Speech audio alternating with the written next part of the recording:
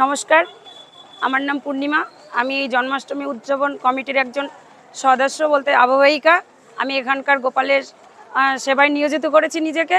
আজকে গত 2 মাস ধরে আমরা অক্লান্ত পরিশ্রম করে আমরা এই অনুষ্ঠানটাকে গড়ে নেওয়ার জন্য আজকে আমরা 22 বছরে পদার্পণ করেছি। এই অনুষ্ঠানটা ভালোভাবে করার জন্য আমরা মানুষের দুয়ারে দুয়ারে ভিক্ষা করে আমরা এই অনুষ্ঠানটা চালাচ্ছি। গত 5 দিন আমাদের অনুষ্ঠানটা সুস্থভাবেই হচ্ছিল। হঠাৎ কালকে রাত্রিবেলায় অনুষ্ঠানের শেষের পূর্বে কিছু দুষ্কৃতী এসে আমাদের যে অফিস রুমটা করা হয়েছে সেখানে এসে যারা ছিল ক্যাশ কাউন্টারে তাদের কিছুজনকে মানে মারধর করা হয়েছে বা আমাদের ঘরে যেসব আসবাবপত্র ছিল চেয়ার টেবিল এগুলো ভাঙচুর করা হয়েছে।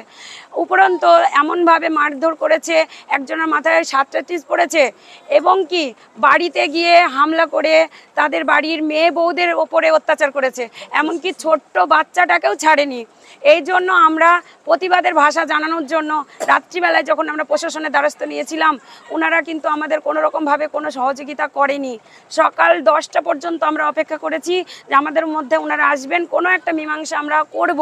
কিন্তু যখন আমরা দেখলাম আমাদের মধ্যে আর তারা আসলেন না, আমরা তখন সবাই মিলে একসঙ্গে একতা হয়ে আমরা মেন রাস্তায় গিয়ে নতুন বাসস্ট্যান্ডের সামনে আমরা সবাই একত্রভাবে রাস্তা অবরোধ করেছিলাম।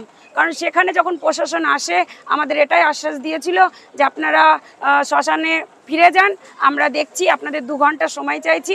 এই 2 ঘন্টার মধ্যে যদি আমরা কোনো ব্যবস্থা না করতে পারি তারপরে আপনাদের যেটা ভালো হবে সেটা আপনারা করবেন। কিছু দুষ্কৃতির জন্য আমাদের এই এত সুন্দর অনুষ্ঠানটাকে আমরা নষ্ট করে দেওয়ার জন্য নিজেদের দিক থেকে আমাদের মনের দিক থেকে আমরা সত্যিই খুব কষ্ট পাচ্ছি। এটার জন্য আমাদের সত্যিই কষ্ট হচ্ছে যে ভগবান আরাধ্য দেবতা গোপালের আমরা আজকে ভোগ লাগাতে পারিনি। সকাল থেকে আমরা 3 বার করে ভোগ লাগাই, সেই ভোগটা আজকে আমরা দিতে পারিনি। এর জন্য গোপাল অনাহারে আছে, আমরা সবাই অনাহারে আছি। এই জন্য আমরা খুবই খুবই মানে সবার কাছে বলছি এর একটা সুস্থ বিচার আমরা চাই।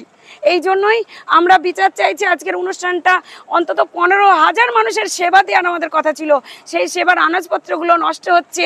এমনকি দুধ মিল থেকে দুধ এসছে যেটা ভোগের জন্য আমাদের প্রয়োজন ছিল সেটা পর্যন্ত আমাদের নষ্ট হয়ে যাচ্ছে। আজকে গানের অনুষ্ঠানটা বন্ধ হয়ে গেছে, দর্শক আসছে, গান আমরা শোনাতে পারছি না। এটার জন্য আমাদের প্রচণ্ড পরিমাণে খারাপ লাগছে।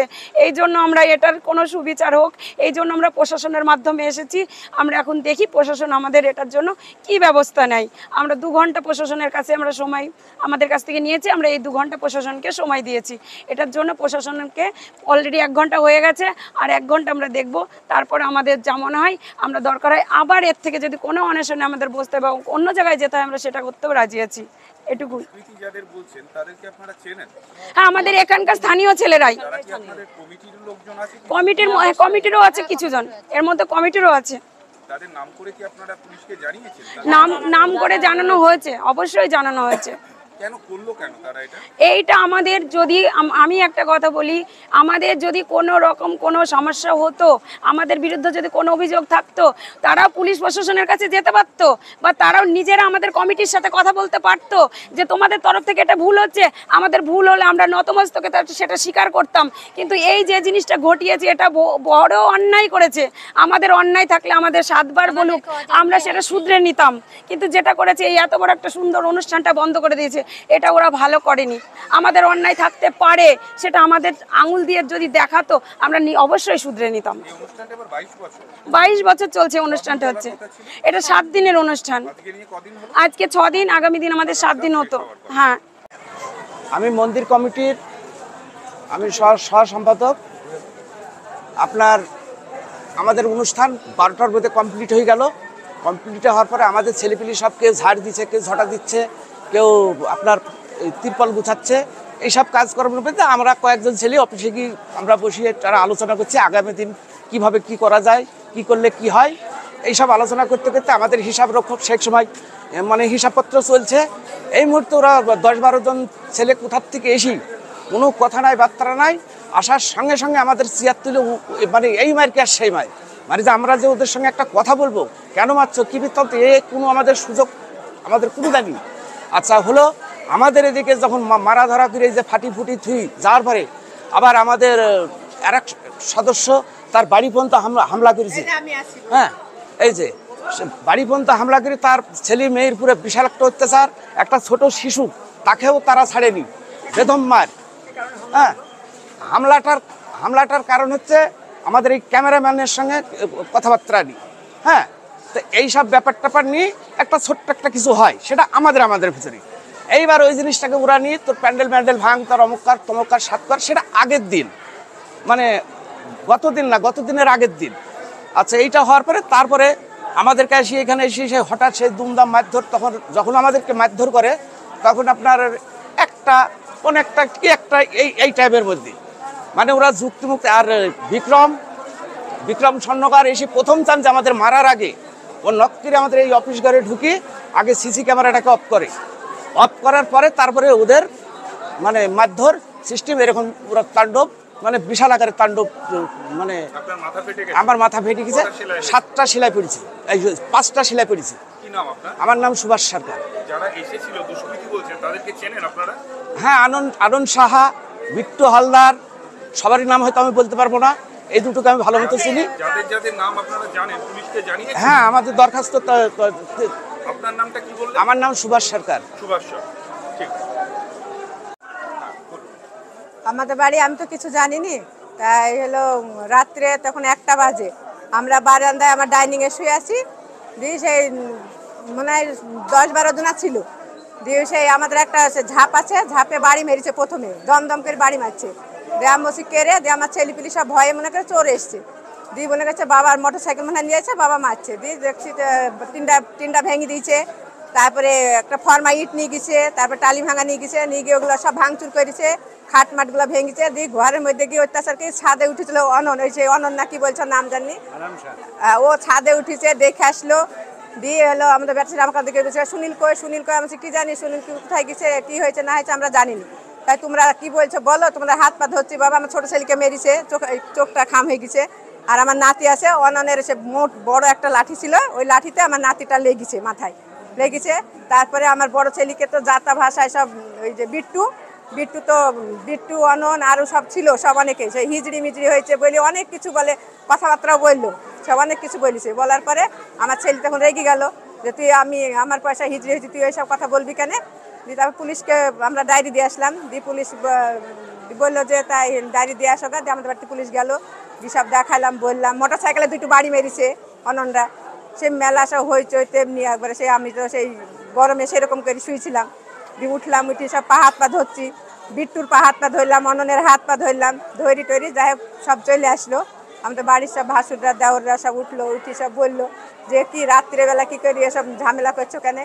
দিয়ে তারপরে ওর মার কাছে গেলাম, তোর মাকে কি বললাম যে বিট্টুর মা বললো কি হ্যাঁ তার আগা দিন তাই দাদা কি বলিছে জানেন, আমি কি হয়েছে না হয়েছে শ্মশানের ব্যাপার, শ্মশানে থাকবে, আমার বাড়িতে এত রাত পর্যন্ত হামলা করতে যাবে কেন, ওরা মারামারি করতে যাবে কেন, তাই করলাম। দিয়ে তখন চলে আসলাম, একটু ঝামেলা করি, দিয়ে তো সকাল হলো, পুলিশকে বড় ছেলে ডায়েরি দিতে গেল, পুলিশের সামনে অনন আবার আমার ছেলেকে ওই নোংরা ভাষায় কথা বলেছে, পুলিশের সামনে আমার ছেলে বড় ছেলে মারতে গেছিল, দিয়ে পুলিশ আবার ম্যাডামটা ঠেকেছে, যে বলছে না এখন ঠেকে, তাহলে সেই কালকে তো পুলিশ তাহলে নিয়ে পারত রাত্রে অননকে আর বিট্টুকে ধরি, তা তো নিয়ে গেল না এখন।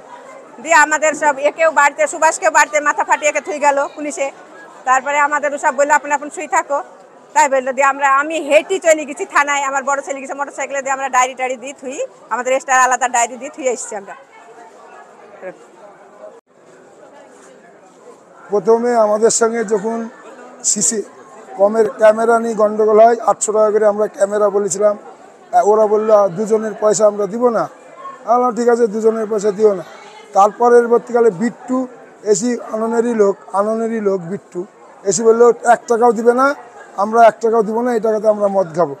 আমরা বললাম সেটা হবে না, ভিক্ষা করা টাকা, আমরা এই টাকা দিয়ে মানুষের সেবা দিব, আমাদের বহু টাকা খরচ, ওর জন্য আমরা এই টাকা দিতে পারবো না।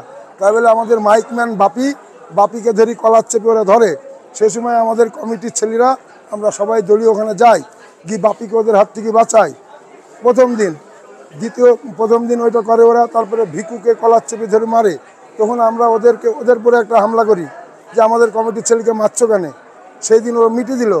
তারপরের দিন কালকে এসি রাত্রি 1টার সময় আমাদের আমরা তখন পয়সা করি, আমাদের হিসাব নিকাশ এসব সারছিলাম, তখন হঠাৎ করে দেখছে এসে আমাদের চেয়ার মেয়ার ভেঙে একজনের মেরি মাথা ফাটি দিল, সুভাষ সরকারের মাথা ফাটি দিল। আমাদের সেক্রেটারি ওই আনন্দই মেনেছিল, মেন আনন্দ ওর দলবল সব ছিল, মোটামুটি 15-20 জন। আমরা অত লোককে চিনিনি, জানতাম। আমাদের কমিটিরও কার্যকারী সভাপতি। নিজেদের মধ্যে গন্ডগোল বলতে গেলে ও কার্যকারী সভাপতি আছে, কোনোদিন আমাদের 10 টাকা চাঁদা তুলেও দেয় না। আমরা রেখেছি সম্মানের খাতিরে, যাতে ওনারা পার্টির লোক, টিএমসি পার্টির লোক, যাতে আমাদের ছেলেগুলি সুরক্ষিত থাকে, সেই জন্য আমরা ওদেরকে আমাদের কমিটিতে রেখেছি, যাতে আমাদের কমিটিটা সুন্দরভাবে পরিচালনা হয়। কিন্তু ও সেটা করেনি, সেটা উল্টোটা করেছে, পুরো উল্টোটা করেছে। এই মদমাতাল ছেলেপিলিকে নিয়েও চলে, এখানে শ্মশানে আসে। এর আগে আমাদের এখানে পার্টি এক ডাক্তারবাবুকে মেরেছে আনন্দ, একজন মুদিখানার দোকানদার মান্তুকে মেরেছে, বাবন মিস্ত্রির বাড়ি গিয়ে ভাঙচুর করেছে। এর আগেও এই রিপোর্টটাও ছিল। বহুদিন থেকে এরকমও কাজ করে, পাড়ায় এসে ছেলেপিলিকে মারধর করে, বাড়িতে হামলা করে। আমার ছোট্ট একটা নাতিকে মেরেছে, আমার বৌমার নাইটি ছিঁড়ে দিয়েছে, ধাক্কা মেরে ফেলে দিয়েছে। আমার মেয়ে এসছে বেড়াতে, মেয়েকে ধাক্কা মেরে ফেলে দিয়েছে। এরকম ধরনের ব্যবহার বলছে, সুনীলকে ডাক। আমার মেজদার ঘরের টিনের ঝাঁপ ভেঙে দিয়েছে, আমাদের একটা টিনের ঝাঁপ ভেঙে দিয়েছে, বাড়ি মেরি, এসবগুলো ওরা করেছে। পুলিশকে আমরা সঙ্গে সঙ্গে রাত্রে গেছি। পুলিশ আমাদের বাড়ি একটা ম্যাডাম পুলিশ এসেছিলো, এসে ও সব দেখলো, লিখার পরে আমাদেরকে বললো থানায় আসো। আমার বড় ছেলে আর আমার স্ত্রী এরা সব থানায় যায়। থানায় গিয়ে দেখছে গেট তালা মারা। যাই হোক, কোনোরকমভাবে ডেকে ওই দরখাস্তটা ওটা লিখেছিল, লিখিত জমা দিয়ে এসছে।